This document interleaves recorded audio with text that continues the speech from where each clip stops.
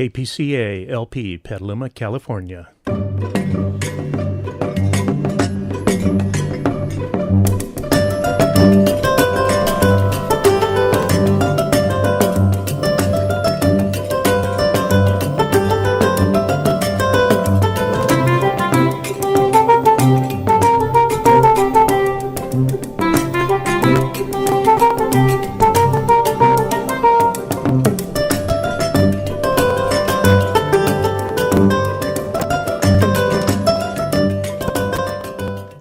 Hey, greetings, Petaluma. Happy Friday, Petaluma. How's everybody out there? Matt, I hope they're better than we are in here. That's Matt McGuire talking over there. And that's Jim Thomas over there. And who we are we? We are two Mooks and a Mike. That's because right. It's Friday, it's 12 noon Petaluma time. And Matt, there is so much stuff going on. Yeah, here we are to ruin your lunch hour, folks. Yeah, or ruin the rest of your weekend. But let's start out on the positive. Okay, Actually, let's hear something good. My wife and I went to San Francisco Yeah? to see Beach Blanket Babylon this week. Yeah, it's closing soon. How was that? Yeah, it was great fun. You know, it'd been decades since I'd seen it. Yeah. And, of course, they make lots of puns and jokes. Yeah. And it's politically oriented and social And culture. big hats. Big hats. What was the theme this time? Well, it's the same as always. You know, Snow White is looking for love. Oh, that's different. I saw it was Dorothy looking for the Emerald City. Well. Oh, okay. So they change it once every 20 years. Yeah. Well, they update it for who's president and what's going on in the world and stuff. So they kind of address the same issues we do, but with a little bit more tongue in cheek. And bigger hats. And much bigger hats. You know, Matt, I bet when we go live streaming on Facebook Live that we'll have big hats. We'll have to. We'll have hats. Well, if we were a big live hat. streaming today, people would see we both have really nice new haircuts. That's right. That's right. Man, we are slim and trim. Yeah, All well, right, we're one of the two. Yeah, exactly. You guys guess which one. Yeah, 50%'s not bad, right? So, right, Matt. So we were sitting here preparing for the show before it started, and it's just overwhelming. The stuff is Jim. crazy. Yeah, it's like I feel like I'm in the middle of a maelstrom. Maelstrom. That too, a female strum. Yeah. Or any kind of strumming of a guitar or a mandolin or ukulele. You would just like to have a little respite. But you had a respite, a big, long one. You were in Portugal. A bit of a rest. Some of us are still, slogging away. Suffering the slings and arrows of outrageous fortune. Matt, I tell you, though, I'm thinking after this, even the prep of the show, before we even did it, I want to get a plane ticket and go back to Europe. Yeah, that or, it's some tranquilizer. Well, it's true. I mean, so like this week, but I mean, sometimes you can laugh at some of this. I mean, it's like, so Donald Trump, the putative president, Putinish president. Wow, that's alliterative. Throws a hissy fit. He met with the Democratic leadership to talk about met in quotation marks. Yeah, quote unquote, right, to discuss an infrastructure bill that was going to be like a $2 trillion bill. A lot of money. And this is where people have been, well, this could be an opportunity for bipartisan action by the Congress, right? So, of course, just before the meeting, Nancy Pelosi had met with House members, many of them who are pushing for impeachment against Trump. And she basically said, in sympathy to those people, that, yes, it looks like he's engaged in a cover-up, right?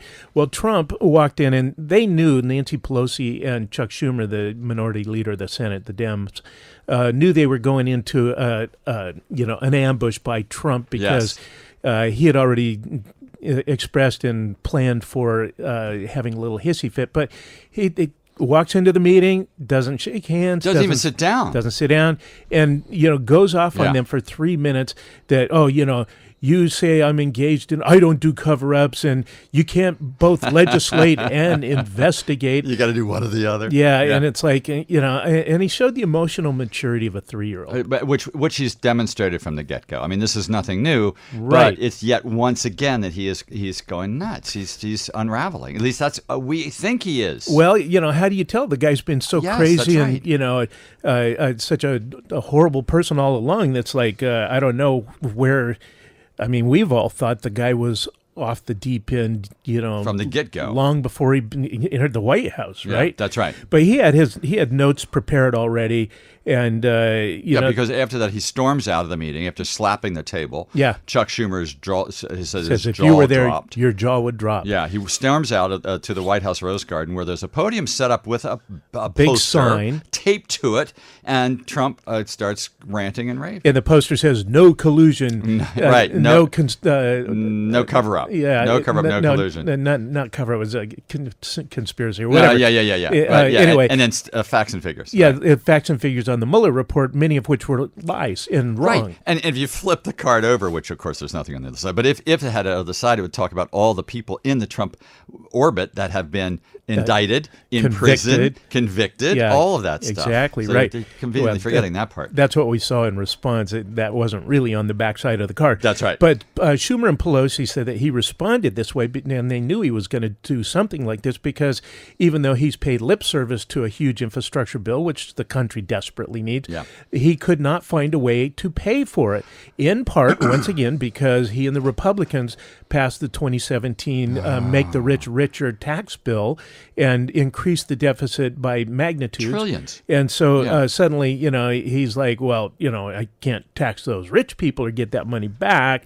So they had to blame the Democrats. Which do you remember when they passed that, Matt, that the WAGs were saying, okay, now watch this. They're going to start going for social services. They're going to start going for Medicare, Medicaid. That's what they'd been doing. Social Security. All under the Republican umbrella. Congress. Right, and they're trying to do that. But the whole thing when Obama was president, they couldn't pass anything because they were worried about the deficit. Now they pass this incredible $1 trillion tax, basically, giveaway. That's right. That forces us into a deficit. Now they say, oh, no, we can't do anything else because that sign on money. The podium said no collusion, no obstruction. There we go. Yeah. All right, we were obstructing our obstruction. So, but this is all really, So this is with the background of, I think, 26 investigations or something going on against Trump and his campaign and his administration. Which is what the Democrats are doing. And they're doing the hard work, but he is stonewalling them. And this is where we are now in a constitutional crisis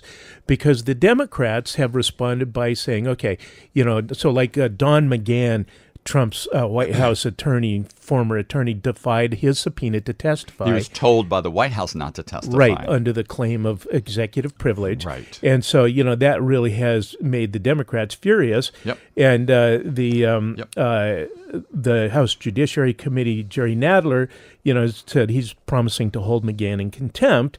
And he warned other potential witnesses that they better expect new hardball tactics. Good. He says the House could change the rules to allow fines for contempt. Now, I thought they already had fines. I did too. I thought it was like, per day, per diem fines. Yeah, I know that they can garnish wages. They could actually jail people, but to levy fines, I guess, is a new one. That's good. But now what's going on is with all this kind of behavior on the Trump administration's part, there's now 31 Democrats. Actually, I think it's growing, and one or maybe now you said more than one Republican who are saying it's time to start impeachment. It's time to start impeachment. And you and I were talking about this. We almost. I wish our listeners could have seen it, Matt. We were wrestling on the floor over this because I was saying that I wasn't giving an opinion. I was just saying that Pelosi's strategy is not to go with the impeachment, but to continue with the subpoenas and to do it through illegal channels that way. Because she feels, the analysts say that, because she hasn't really said it, but they feel that Pelosi is afraid that if they go the impeachment route, that it'll be too polarizing because they know the Senate's not going to vote for it. Right, they don't have the vote in the Senate. Right, and the voters don't want this because it's too complex. They'll get too bogged down. There are not enough pictures. It's too boring for them. Yeah. So that's the argument why she's not doing that. Well, and a month ago I might have gone along with that, but at this point, I'm thinking, like a lot of people, like these in increasing numbers of Democratic Congress people, that it is time to start the impeachment for several reasons. One, the argument that impeachment would catalyze Trump's base.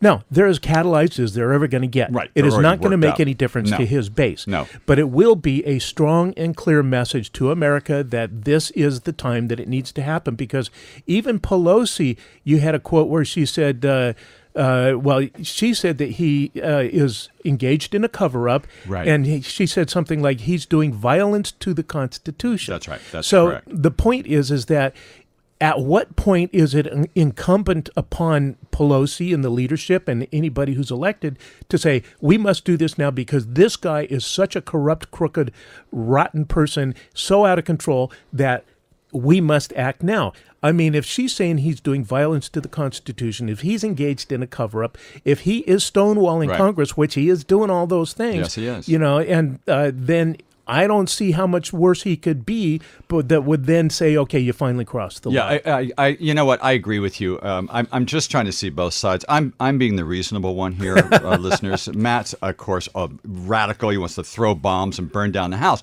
That's because I'm an idealist. Well, you're not a realist, that's for sure. All right, but no, see, I think I am more because Why?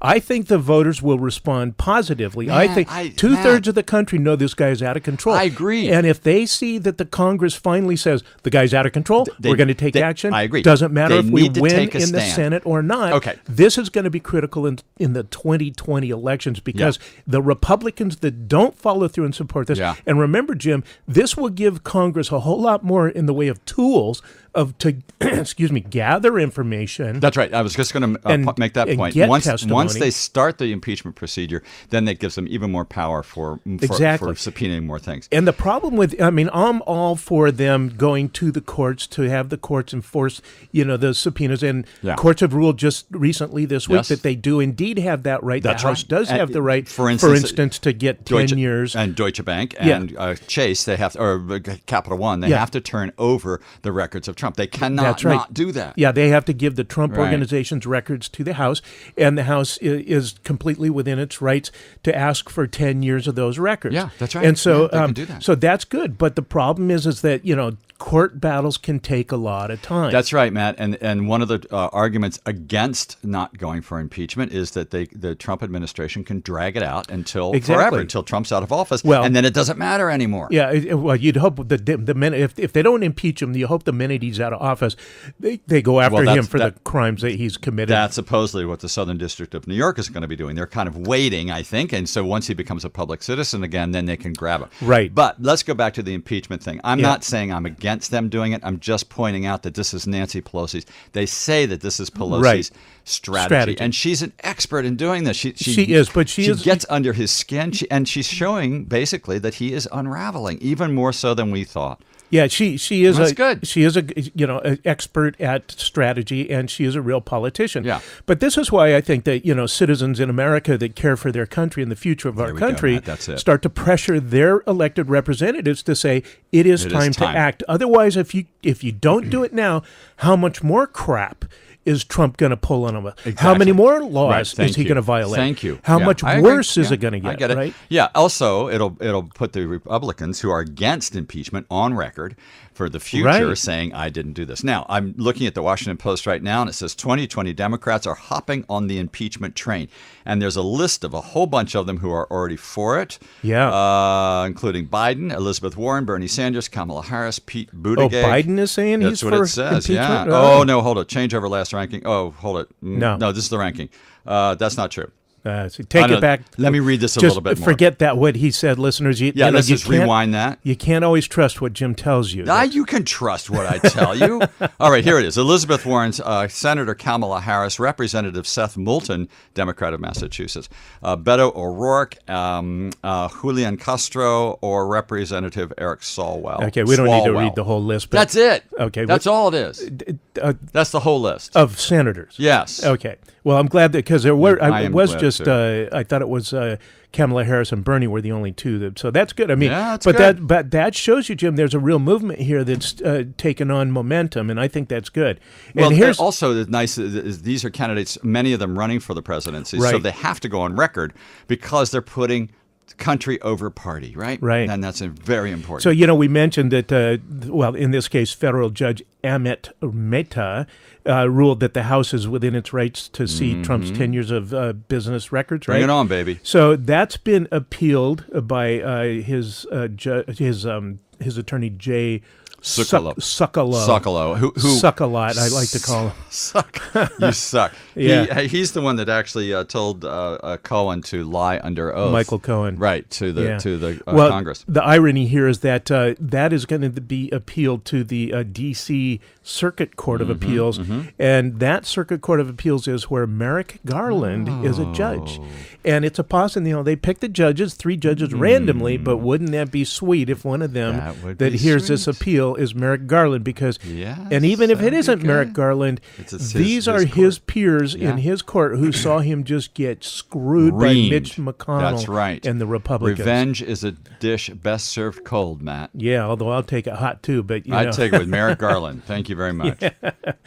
So that's been a pretty intense week on that. Now, some good news. One of the things I'm pleased to see is that there were like hundreds of demonstrations across the country saying your anti-abortion laws Matt, are despicable. We're going there. And Jesus. it's shameful. How on earth can men decide what women should do with really? their bodies? I mean, this is just outrageous. Understand that. And then, these laws, the heartbeat laws, et cetera. So like, Mississippi passed a 6-week heartbeat law. Yeah. Now, Jim, here's a little interesting point about the heartbeat in a fetus. When they say you can detect a heartbeat at 6 weeks, that's a tiny little electrical pulse in a cluster of cells the size of the tip of a pencil. That's not a human being. It's not a heart, and it would take a whole development of a neurological system to support that, right? Right. So it's like this heartbeat law. It's more BS, right? This is just an effort to get it to the now radicalized right-wing Supreme That's Court. What this whole thing is, Matt. It's to kick it up to the Supreme Court, and more states are passing this. Missouri just passed it today. Up to 8 of them now. Yeah, and Missouri is in the middle of tornado damage with their Jefferson City. The capital of their state is totally ruined. And what does the governor do? He goes and signs this heartbeat. Maybe God's punishing them for that kind of stupidity. Ooh, yeah. How about that? Punishing the red states. Yeah. So in Mississippi, a judge struck down that 6-week heartbeat bill. Good on him. And he said, you know what? It was just last year that, a lawsuit brought your 15-week anti-abortion bill to me, and I struck that down, and now you're coming back with a 6-week bill? Oh, come on. He says that smacks of defiance to this court. So it's 15 weeks, 6 weeks. Next it'll be 3 weeks, and then 1 minute. Yeah, if that didn't work, let's go for 30 seconds. Let's go to the idea of conceiving is against the against the law. Well, and in this whole thing, Jim, where are the impregnators? Yeah, where are the men? Where's the accountability? That's right. Why aren't they sticking up for their women? What is up with that? Or it's like, so where's the law that says if you get somebody pregnant and you don't support that child, is there some responsibility? There should be. None of these idiot right-wingers are even talking about that. Well, Matt, this goes back to from the get-go with the people who are anti-choice. They say, we love the child, we want to support the child. Well, they only want to do it while it's in the womb. Once it's birthed, then that's it. Right. They want no social programs to help the mother or the father or the family or the baby. Yeah, no guarantee of health care, education, housing. Socialism, Matt. Exactly. No, that's only good for corporations, Jim, right? But if they're gonna punish women for quote unquote killing a fetus, what's the penalty for a father abandoning a child and abandoning the mother? That's right. I mean, so. An undeveloped bit of life, that's not viable on its own, but then a kid's born and a lifetime of misery. Yeah, and it's foster care, perhaps, or poverty, perhaps. Yeah, I mean, I like the signs I'm seeing by the pro-abortion people saying, no forced pregnancy. Nobody should be forced to have a pregnancy they don't want. And this is what happens with these women who, with the laws that are being signed, with no exceptions, they are basically forced to have these babies. Exactly. And rape or incest. They're forced, so they're prisoners. And of course, forced birth. Trump has set the stage for this. He claims, I'm like Ronald Reagan. I believe in exceptions for rape and incest. And yet he's the guy that got Merrick Garland. No, not Merrick Garland. Gorsuch. Right. Thank you. And Kavanaugh. That's right. Onto the Supreme Court. And those guys are just like rabidly extreme anti-women. Yeah. Then they're afraid that John Roberts is going to be the swing vote on this. Yeah. That and siding with the liberals to make me feel very good. No, it doesn't make me feel good either. Yeah. But they say again, the analysts say that he does not want his legacy to go down as anti-abortion or anti-choice. So he's going to perhaps keep Roe v. Wade the law of the land. Yeah, we'll see. Wow. Now, and and they could always skate on it too. They could always refuse to hear cases because That's right. the lower courts have been pretty consistent about upholding the right to abortion. Right. That's right. And so if they do skate on it, then it's the ruling of the lower court that's held. So the case in Missouri, Matt, there is a Republican major donor to the Republican Party in Missouri. He and his wife gave something like $50 million last year. And they are so horrified by this fetal heartbeat bill that the governor just signed that they are now vowing to take their money and to put it towards a counter bill to rescind that bill. Yes. In what state? This is Missouri. Missouri. Good. Yeah, that's good to hear. So even the Republicans, many of the Republicans are horrified that it's going too far. I think even somebody like Laura Ingraham on Fox News said it's gone too far. Seriously. Yeah. Well, I mean, all they want is to have the exception for rape and incest, and then they would ban women from making decisions on their own bodies. That's right. But we got to take it for what we're given right now, and let's just say, all right, these are extreme people. That's true. And the Republicans are going along with that. Then they're extremists. Let's vote them out. Well, the fact that there were all these demonstrations and things. There's people in the South going, hey, we're known to be conservative and stuff, but we're not gonna lay down and take this crap. We're gonna stand up and fight this back. Yeah, fan my brow. And this is where a good see. If I were Pelosi and a Democratic leadership person, I'd be saying, all right, let's focus on one or two of these states and pour some of our millions of dollars into recalling some of these Republican extremists. Funny you say that. And make an example out of a couple of those people and go, now you want to be such a jerk about this? This might be your fate, right? I mean, the Republicans have pulled that stunt on Democrats. They sure have. Democrats need to fight fire with fire. Apparently they are starting to target the people who voted for this. What do you hear? I keep talking. I will find it. Okay, so I'm looking for it. But you're right. They do have to fight fire with fire, and they have to call these people who have these extremist views and call them on it and primary them. Yeah, exactly. That's right. And find somebody to run against them. But nobody's actually trying to do a recall. If you did a recall on them, then then you have an election and it opens things up, but that would be where major you could make them pay the penalty, right? And primarying them is just like going softly off into the night. It's not anything. Recall, it's a lot of noise and drum beating and stuff like that, which would be great. It would be nice to see them shamed publicly for their votes. Absolutely. So all right, did you find what you were? No, I didn't find it. Okay, all right. Switch. So now here's something else that just happened this week. Trump gives Attorney General Barr unlimited authority to look and declassify state secrets and documents. And this is in support of Trump and Barr's true witch hunt, where Barr says, the Trump campaign was spied on by the FBI and the intelligence committees. Now, of course, you remember the setting was that they knew before the election, that the Russians were beginning to meddle in our electoral process. Yep. And it looked like the Trump campaign was engaged in some form of interaction on that.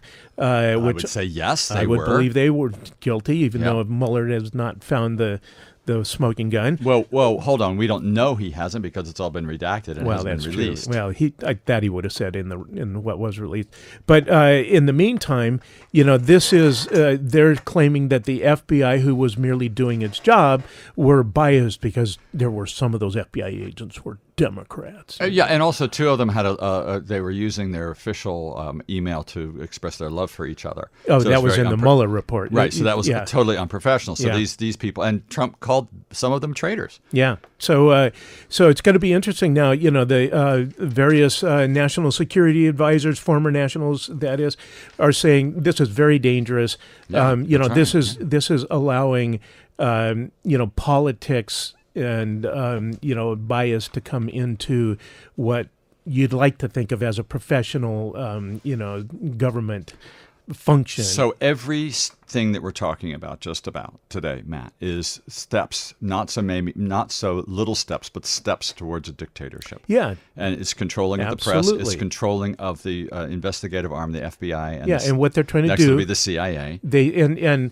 whether they find evidence or not of, some kind of bias, they will use this as a bludgeon against their political enemy. That's right. And seeds of distrust are being given, planted for the distrust of the FBI. Yeah, that's right. And, now, and the FBI has not always been stellar. Yeah, for I was sure. just going to say, there's plenty of reason to COINTELPRO and J. Edgar Hoover. And their attack on black Black Lives Matter. Yeah, and all the way back to the Black Panthers. And, that's right. The movement. Yeah. Well, even Comey was not a friend of the Democrats. That's right. Now he apparently is trying to be the saint. Well, too late, too little, too late. Thanks a lot. Yeah, thanks, Dick, for nothing. Yeah, for helping Trump deliver Trump.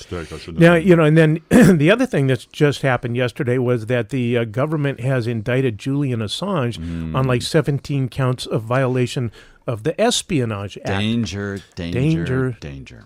Danger, Will, what's your name? Robinson. when in trouble or in doubt, run in circles, scream and shout. Yeah. Right. So, yeah. Thank you for words of wisdom there. You're welcome. And you know what, Matt? I don't particularly like Julian Assange. No. I would not invite him to a party. I think he's kind of a scumbag. He's an ass. He is an ass. And he's an ass hat. Yeah. But here's the thing. That's the thing. So remember, the Espionage Act has the death penalty. Uh-oh. And we have the death penalty here. And well, that is here that they're doing this. Yeah, right. But I mean, it's also going to be in other countries as well. But what they're indicting him on is supposedly for colluding to get state secrets and publish them. Now, this is really dangerous to the free press because this is exactly what reporters do. Reporters who cover the national security beat do this every day. They solicit information from government sources. They publish it. This has been going on for years now. Like the New York Times. In this particular case, the information that they're saying that he violated the law based on was the information that Chelsea Manning provided to, like you say, not only Julian Assange but the New York Times. So Julian Assange in this case just acted as a conduit. Well, he got the information and he released it. But the New York Times got it on its own. Correct, but not through Julian Assange. Right, but it's basically the same thing. They both got that information. They both did the same thing. They got the information and they released it. They got it from their sources. Right. They published it. The only slight distinction is that Assange released some names that they say were like, secret names of people who were in a war zone. Now, keep in mind, the information that Chelsea Manning released exposed U.S. war crimes. That was the video of citizens on the streets of Baghdad, including a Reuters photographer, I believe. Just a bunch of guys coming out after having lunch in a helicopter gunship, shot him dead, murdered him with no cause. In the street. These are guys that are just, strolling down the street. Yeah. A clear war crime. Right, absolutely. And that is critical to be reported. And really, so the government is now saying, well, Assange released some names of people who were involved in the war. What if the war is illegal? What if the war is illegitimate? It certainly is immoral. This war, the war on terror has been illegitimate from the get-go. From 9/11. This has been a corrupt effort to enrich the military-industrial complex and to assert, American basic, freedoms. Fascism on the world. No, I'm saying stop the freedoms by basically clamping down on our freedoms by like upstepping the NSA with surveillance. And it is like doing that. But this is basically a political attack on the press, and the New York Times and the mainstream media is going, very dangerous. This has to be stopped. Sure, Matt, because any reporter now, if ever they get a news source and they release it, then they could be liable or for some sort of criminal charge. Yeah, they could make a precedent out of this that criminalizes just normal, very critical, important reporting. So, Matt, who was the reporter, as the CIA agent that Cheney outed? Valerie Plame. Valerie Plame. And basically, that's what he is doing what Julian Assange did. I mean, and he's a war criminal, and he has gone scot-free. He has put her in danger. She had Cheney, you mean? Yes, Cheney did. Yep, correct. Yeah. He put her in danger by saying her name. And exposed her name as an undercover agent. Yeah, as an operative. And she had to resign from her position. It was a political act in response because her husband wrote a critical op-ed about the war. This is nothing really new. It's just one more incident of this type of thing going on. Exactly. So, and of course, this is why Julian Assange was staying in the Ecuadorian embassy, because he knew ultimately that the U.S. government was going to try to get him, indicted and transferred. What's the word? Right. I know. sent to another country. Yeah, right. Exported back here. Right, but he is now serving a 50-week. He's now serving a 50-week prison term in the UK for jumping bail. Yeah. Swedish prosecutors say they may seek to interrogate him in prison, and if they do seek extradition, is the word. Matt. That's the word. Extradition. Their case will likely take precedence over the U.S. extradition case. The U.S. wants Assange on a charge of helping former Army intelligence officer Chelsea Manning steal U.S. secret documents. And Chelsea Manning just got out of prison. She refused again to answer the grand jury questions, and so now she's back in prison. Yeah, exactly. They're just going to keep punishing her. That's right. And pressure. And she's done an amazing job of standing up to the pressure that I admire her. The weight of the U.S. government has brought against her. Yeah, I she's like Edward Snowden. Those are two real heroes of this century. And Edward Snowden, who's still in Moscow. Right? Yeah, he's still in the Russia. airport, or is he actually? I don't know. But those are, history is going to show that those were the people that did the right thing, stood by their ethics. And extremely brave. And, were punished over and over again by the corrupt governments. Because of what they felt was right. Yeah, exactly. Yeah, that's right. Well, Jim, let's move on to something a little different. Okay, something a little cheerier, perhaps. Yeah, so a couple of good things. All right, let me hear something. Well, this one is fun to watch. It's the NRA suing the National Rifle Association is suing Ackerman McQueen, their primary contractor who does all their PR and created Take my gun out of my cold, dead fingers. Cold, dead hands. Yeah, exactly. And so Letitia James, the Attorney General of New York, has said she was going to investigate the NRA for violating the terms of its nonprofit status. Well, how about Turns out that the people at the top, including Wayne LaPierre, the president, are getting rich on this nonprofit. And, of course, it's very incestuous because Ackerman McQueen is the head of that's brother-in-law is the attorney for the NRA, and everybody's pointing fingers. And just yesterday, Ackerman returned the favor. So NRA is suing Ackerman for $40 million. Yeah. Ackerman turns around, sues them for $50 million. They're saying, you guys are smearing us. But, this is good because it's more fodder for Letitia James just to investigate and find out what their violations are. But once again, I'm the final word on this is they just need to shoot it out. Yeah, just to remind people, this is what LaPierre billed the organization's ad agency. $39,000 of shopping at Beverly Hills clothing boutique, $18,300 for a car and driver in Europe, and $40,000 for a one-way flight to the Bahamas. The NRA has also been paying $100,000 in fees to its law firm per day. It's worse than that. Wow. Wayne LaPierre ran up something like $239,000 on trips like that. Yeah. And jets and limousines. And he spent over $200,000 at one particular Beverly Hills men's clothing for boutique. All his suits. Yeah, exactly. Yeah, so let him go ahead and shoot it out, as you say, Matt, and may they all be full of holes. And, Jim, we like to give practical advice here, so I want to suggest to our listeners that all right, let's listen. Would you like to not be audited by the IRS? I would like to not be audited by the IRS. So in that case, what you need to do is get rich. Oh, okay. Because it turns out that if you make over $10 million in a year, your chances of getting audited are a mere 6.7%. Just missed that. Down from 14.5%. That's pretty darn good. So, the Republicans are like really serving the rich. Yeah, their own. If you make 5 to 10 million, your chances of being audited are a mere 4.2%. Missed that. That Just dropped missed it. from 7.7%.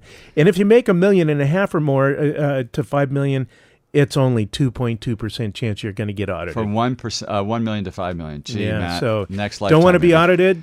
Get rich. All right, so I think when's the lottery? Is that today? Yeah. We'll have to check on that. All right, so here's something nice, Matt. The number of college-educated Mexican immigrants in the U.S., college-educated, has risen more than 150% since the year 2000. Yeah. Nearly 700,000 of them. Wow. Isn't that great? That's great. That's good news. Yeah, education is good for everybody. It's good for everybody. Good for the economy, good for people who are doing it and everything. Yeah, right on.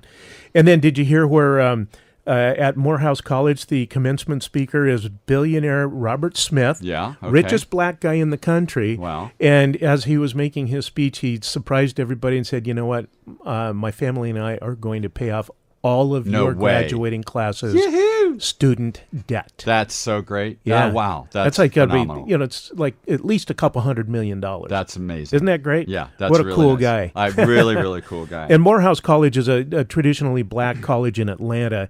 So those that's people must be so happy. Those students. Well, it's gonna make a huge difference because they're gonna go out into the workaday world without a huge burden weighing them down, forcing them to make decisions based on raw rank financial need as opposed to being able to pursue the area of interest that they really want to pursue. Thank you. Yeah, they don't have to start behind the 8 ball. That's right. Not so good news about more than half of the mothers in 1975 stayed home with their kids. In 1975. Today, both parents work in 70% of families with children. Meanwhile, child care costs on average, they average $12,350 a year. It's now up to $13,900 a year. Jeez. That's phenomenal. Yeah, over $1,000 a month. That's a lot of money. Yeah. So I mean, if you're a house cleaner or work as a clerk in a store, it's just brutal. Isn't it? Be almost impossible, if not impossible. Yeah. Here's a little bit of typical Trump ugliness. So the Environmental Protection Agency is going to lower their clean air standards because what they're trying to do is they're, quote unquote, updating the standards. Yeah, now, okay, here we go. William Wayrum, who's their air quality chief, is the ex-attorney and lobbyist for the Chemical Manufacturers Association. Say it's not so, Matt. And fossil fuel businesses. What they're doing is that they want to justify and allow more, the old dirty coal-fired plants to continue burning. Yeah. And what that does is it produces, the very fine particulate matter that is so fine that you can't filter it out. It gets into your bloodstream, right? Yes. So their change in the standards would actually cause an additional 1,400 people a year to die. Doesn't matter because the coal companies get rich. That's what they're thinking. Well, right? So what they're going to do is whitewash it. So they're going to change the standards, blackwash it, so that they move the goalposts. Yeah, exactly. So they change it to say that, very few people will die. Yeah, right. And their claim is that there's no benefit to making the air cleaner than what is required by law. Now, all the scientists and the experts are just, they're scoffing at that. They go, there's no scientific basis for that. The requirements for how clean the air is does allow some particulate matter, and there is no safe level of exposure. No, you can't. You're not supposed to be. Don't trim your nose hairs, Matt. You have to have that filter to keep things going into your lungs. That's why I've got a mustache. Yeah, well, that's because you're a mouth breather. No, I'm a nose breather. That they have to filter through the mustache to get the air into my nose. I don't know how you breathe, man. Mine just goes right to my nostrils. Yeah.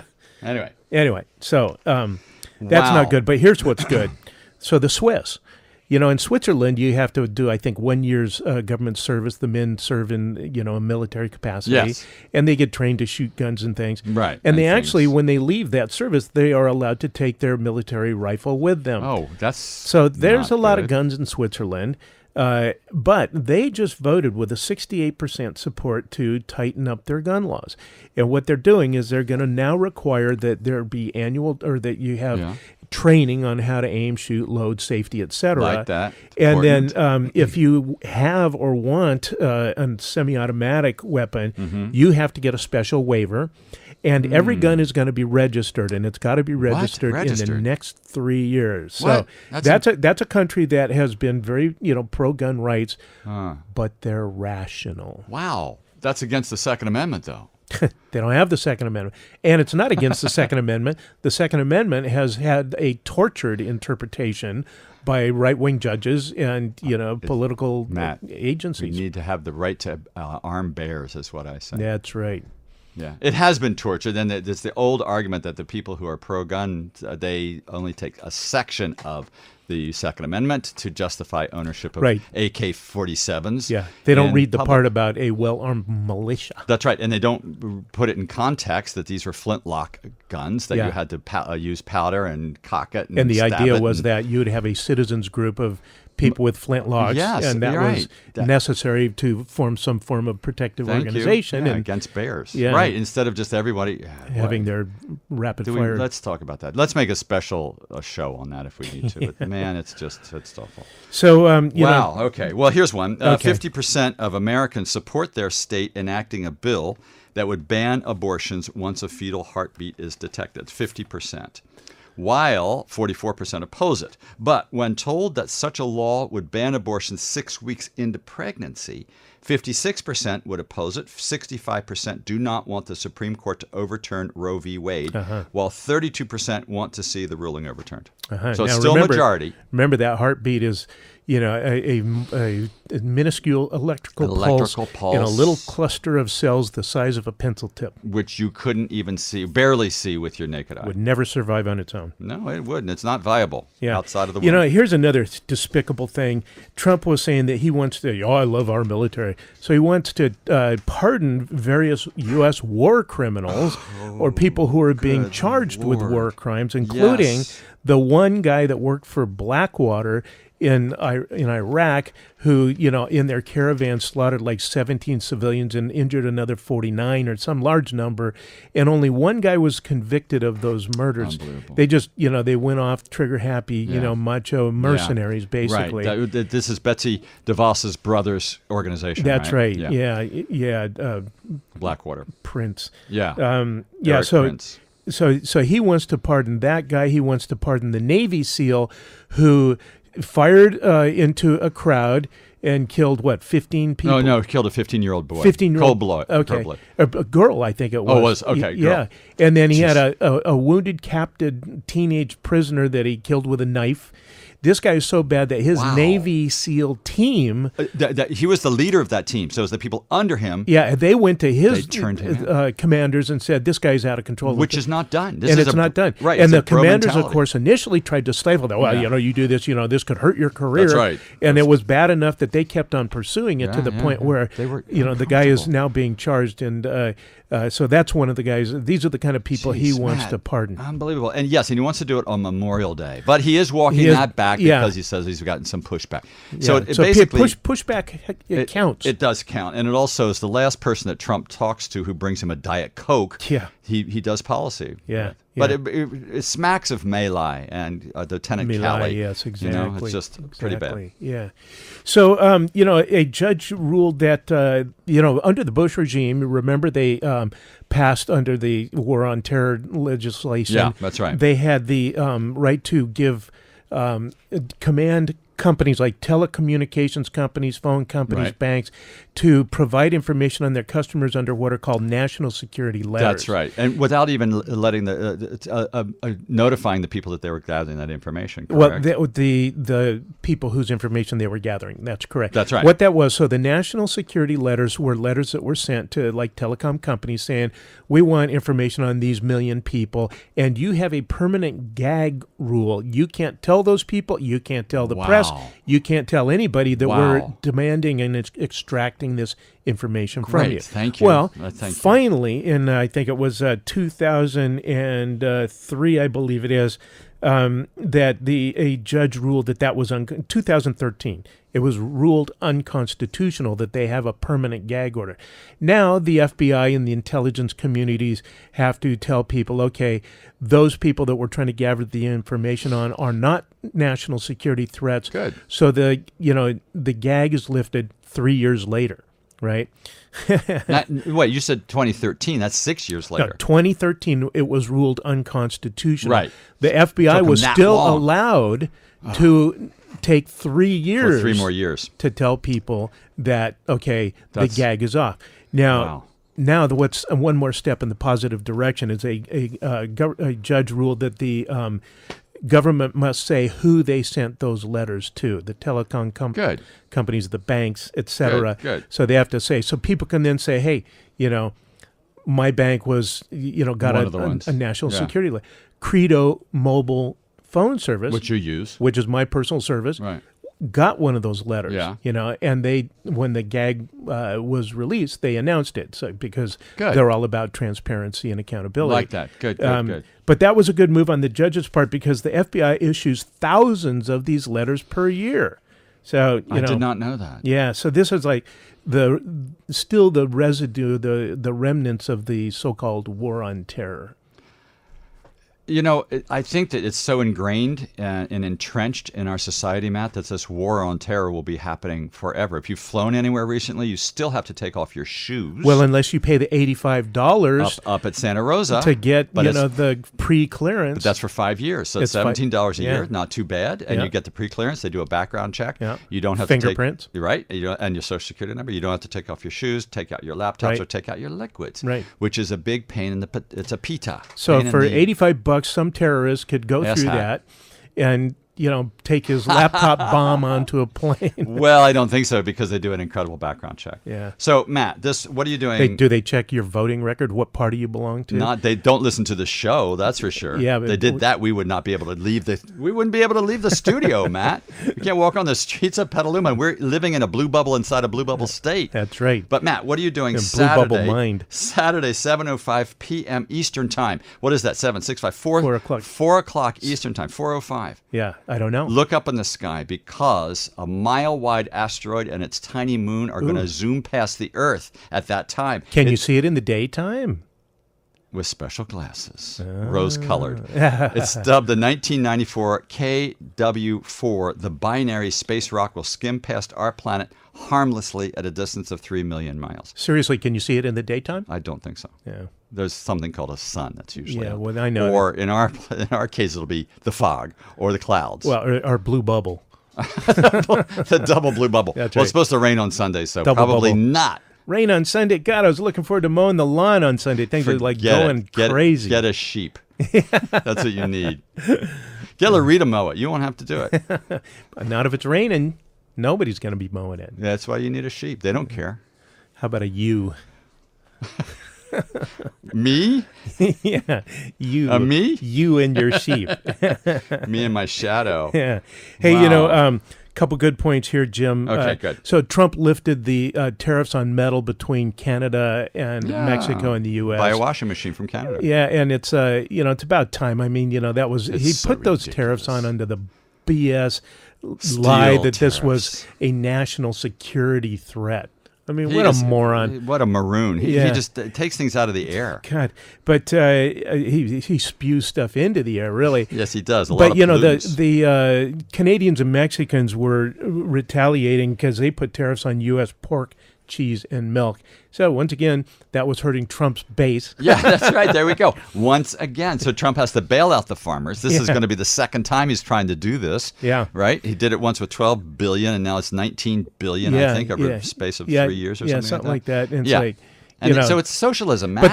But the guy wouldn't sign a emergency the bill to give money to people that have been impacted by storms and That's stuff. right, like Puerto Rico. Yeah, because it had money for Puerto Rico. That's right. And it's like dark-skinned people. They've got Puerto Rico is going to get $95 billion, and it's like that's just a complete made up number. That's what they might get in 20 years if you'd release the money, which you haven't. And these are American citizens, for God's sake. Yeah, exactly. So it was good to see that the Senate did pass that bill to help people rebuild from the farmers. Storms. And yes, and reading about the farmers, the soybean crop is basically gone, and these farmers, some of these farmers that were interviewed, saying, "We need this. We are hanging on by our fingernails, and this will at least keep us solvent, perhaps for one more year." Yeah. So, but the Senate passed that, I think, 85-15, which was pretty remarkable. And I guess the House has passed a version in the past. But they were trying to get it passed, I guess, today. But one Republican has held it up because that's the infrastructure bill. Yeah. The infrastructure. That's the infrastructure bill. Sorry, not not the farm bill. Not the storm restoration bill. No, and the Midwest is currently being pummeled by tornadoes, right. Man. Jefferson City in Missouri is totally devastated. But going back to the tariffs, Trump gave Europe and Japan and other countries 6 months to a 6 month reprieve on tariffs on cars.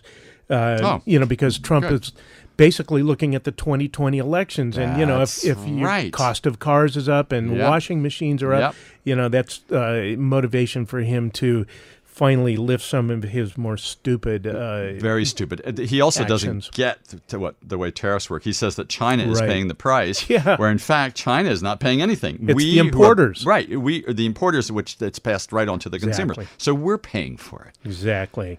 Oh, Matt, what are we going to do? Hey, Jim, couple neat things. The Sunrise Movement, which is a movement of younger people pushing the Green New Deal, is mobilizing to be in Detroit, where the Democratic primaries are going to be. Nice. On July 30th.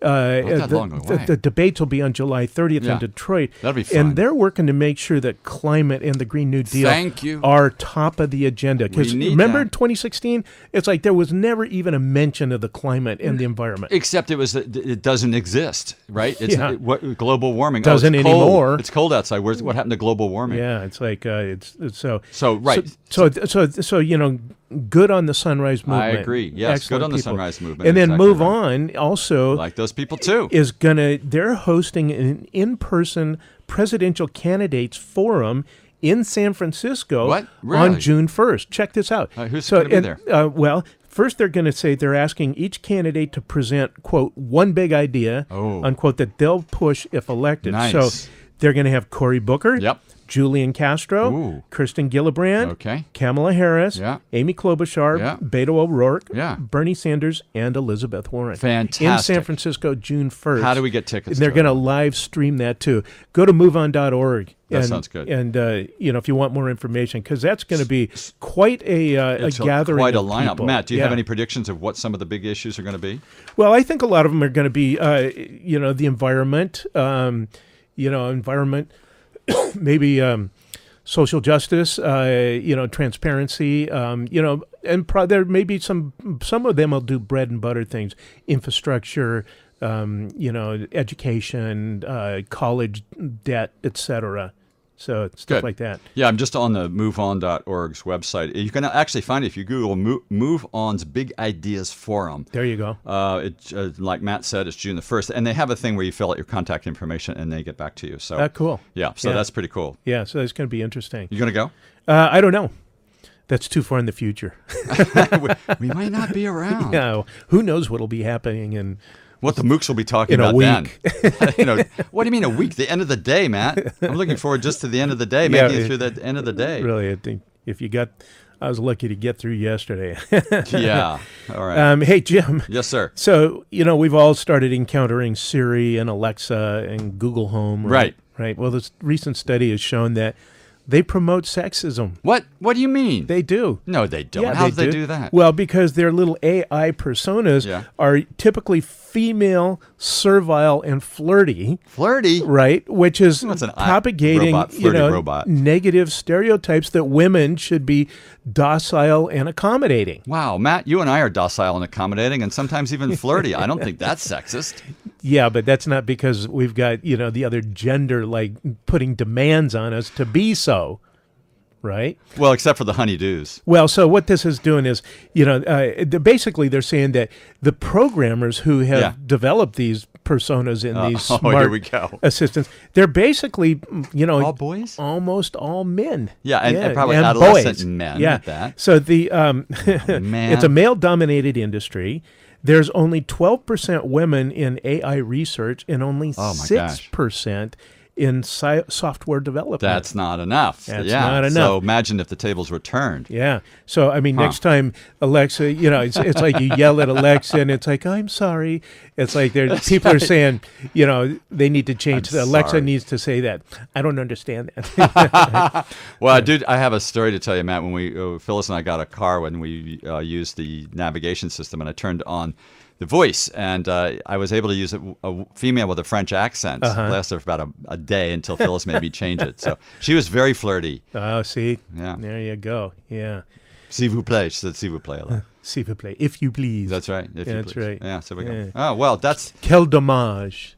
Tell me about your cheese. Too bad. Quel dommage. I thought it was something about your cheese. What a sadness. It is a sadness. Like saudade. Yeah. Portuguese. So, hey, listen to this. Washington State enacted a very strong sanctuary protections. I didn't know about that. So now the whole West Coast, they pass laws that that say that you can't ask people about their immigrant status or their citizenship status, and they're going to not honor voluntary immigration holds requested by ICE. Nice. And the feds. Nice things like against that. ICE. Yeah. So so now the whole West Coast is Washington, very Oregon, much California. aligned and saying, enough of this Brilliant. racist bigotry and hostility. In other words, let's keep let's keep the humanity in humans. That's right? good because another couple more kids have died in in captivity. It's a terrible thing. Yeah, it's like, come on. And they're being investigated for that. Thank God they're being investigated for that. Granted, there are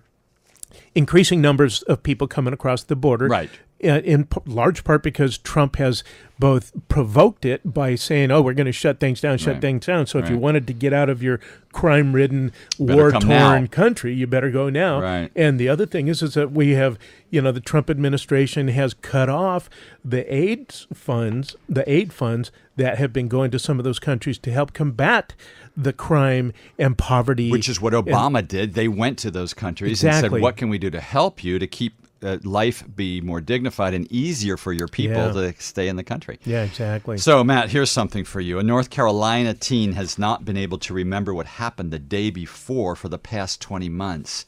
Her name is Caitlin Little. What do you mean the day before? Oh, you mean she couldn't remember what happened the day before. Any day. She suffered a concussion during a track practice. Now, as with the character played by Drew Barrymore in the movie 50 First Dates, her mind resets overnight and purges memories of that day. Weird. Her father, Chris, tells Caitlin what day it is each morning and directs her to a journal and notes she's written about events she's forgotten. He says, I'm always very hesitant every day, but it's my job. I have to tell her. Uh-huh. Which sometimes, if we could do that voluntarily, might not be a bad thing. Not a bad thing. I can't even imagine that. And we typically talk about what's happened in the past week or so, but each day. A look towards the future, the drones are coming. What do you mean the drones are coming? The drones are coming. So NASA is testing a national traffic management system for unmanned commercial drones. I hate those suckers. Have you heard them? Deliveries and things. They're like giant mosquitoes. Yes, that's right. That's what they sound like. Well, and if they get that going, they're going to be buzzing all over the place. They are. It's like Amazon. I have to pull my shades. And FedEx and UPS and everybody. Google is going to be like buzzing, delivering hot dogs and stuff. Oh, that might not be bad. No, that will be bad. Oh, because hot dogs aren't good for you? No, because the drones will be flying over your head. Oh, but if they drop it, that might not be. Yeah, well, whether they drop it or not, who wants drones flying over your head? I don't want that, but I like the hot dog idea, especially if it's a vegan hot dog. No. We're going to have a little discussion right after the show. You don't like vegan hot dogs? No. It's the whole concept here. Except, Matt, they did have a drone deliver a internal organ body part. I think it was a kidney across town, which was great. They could avoid traffic and they can get it there quickly. That's good. And, you might need one of those every other week. If I eat too many hot dogs. That's true. They also have used drones to go out to the ocean to drop life preservers to people who are floundering. All right, enough of this. That's true. It's like that's just like to soften you up to say, oh, drones are a good thing. But I'm not saying they're a good thing. Yeah, okay. Oh, I know someone who is a good person who has a drone. All right, we'll have to talk about that more next week. Oh, here we go. Folks, back to wrestling on the rug again. This has been Two Mooks and a Mic. We've used up your whole lunch hour. We wasted your time again on a Friday. Listening. Thanks very much. Come back next week. We're going to have Sam Tuttleman as our guest, talking about his recent trip to Israel to work with the Palestinians. Yeah, so that'll be very interesting. He's a good guy. That's it, folks. Thanks for listening. Thanks a lot. Have a great week. Bye. Next week, we'll come back.